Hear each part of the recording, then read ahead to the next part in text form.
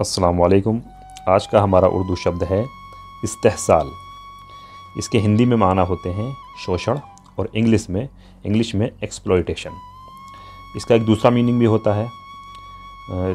दूसरा मीनिंग इसका होता है हासिल करना, लेकिन ज़्यादातर ये शोषण के माने में ही इस्तेमाल होता है।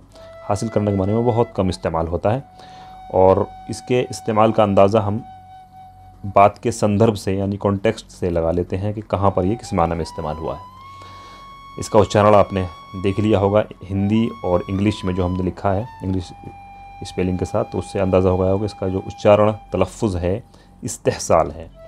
ठीक है, इसको सेंटेंस में कैसे इस्तेमाल करते हैं इसकी एक मिसाल हम आपके सामने पेश कर रहे हैं। हिंदुस्तान की मशहूर राजनीतिक पार्टी MIM के जो अध्यक्ष हैं जनाब असदुद्दीन ओवैसी साहब, उन्होंने 31 जनवरी 2022 को एक ट्वीट किया जिसमें उन्होंने इस शब्द का इस्तेमाल किया और उन्होंने हिंदी में ही टाइप किया है, वो आप देख रहे होंगे स्क्रीन पर, कि उन्होंने लिखा है कि अपनी जवानी ऐसे नेताओं पर कुर्बान ना करें जो पिछले 40 सालों से तुम्हारा इस्तेहसाल कर रहे हैं, यानी कि शोषण कर रहे हैं। तो यहाँ भी उन्होंने इसको शोषण के माने में ही इस्तेमाल किया है और इसी माने में सबसे ज़्यादा इस्तेमाल होता है।